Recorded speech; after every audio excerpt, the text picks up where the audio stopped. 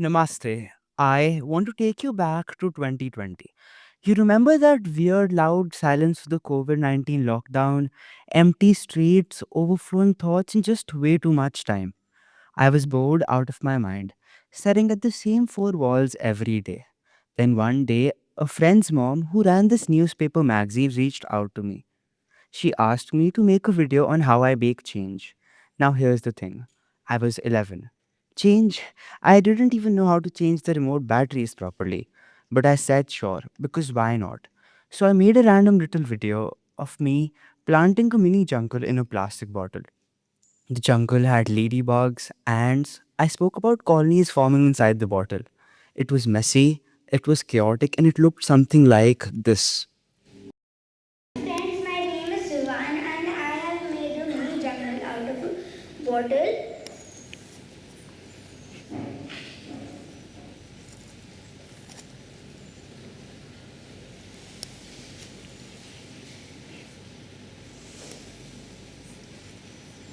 And in my mini jungle there is a ladybug also, my first visitor.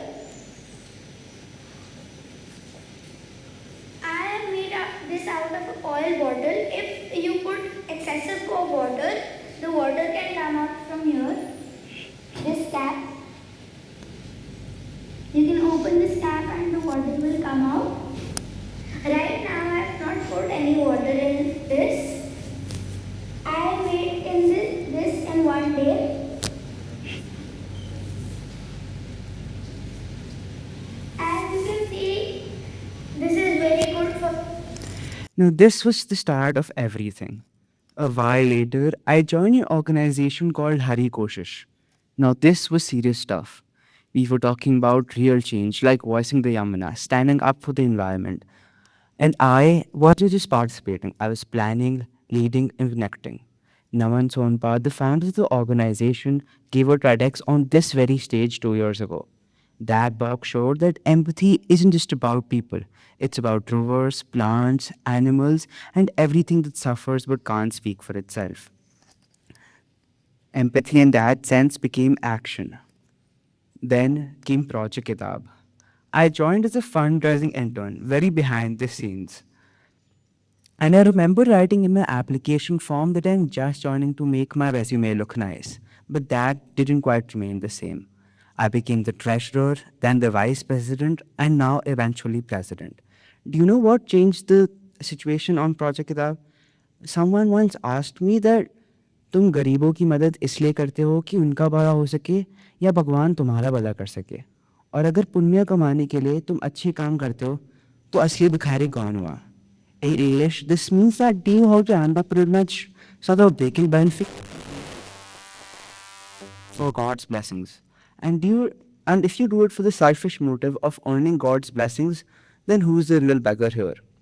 Just flip the switch on me. So Project Kitab is a student-led initiative focused on something so simple, yet so impactful. Putting books in hands of the kids who can't afford them. Sounds easy, right? But this took over 600 volunteers, across 11 different states and over 115 collaborations, we've helped over 15,000 children. This is how a project that our community looks like. I chose Project Kitab because I genuinely love spending time with kids. I love to take care of them. I love to teach them. It creates some kind of happiness and inner peace. Like every time I come here and teach these kids, I just feel that I have done something nice or I get that inner satisfaction.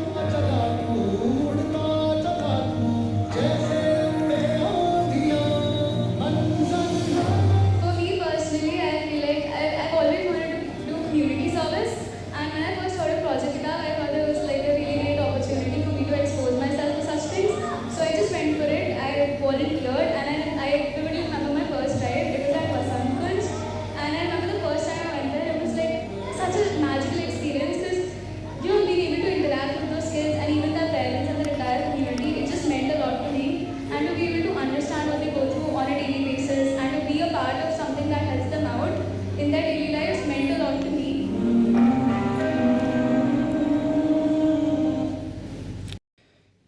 At Project Kitab, we have launched various initiatives like the Kitab Cup, a football fundraiser where every goal scored contributed to a child's education. The 2 day event was a massive success. It had an audience of over 700. We had 9 teams and we raised over 4 lakh rupees with sponsors like Decathlon, Jungly Delights, Ecstasy, and Eat Club. The Kitab Cup looked something like this.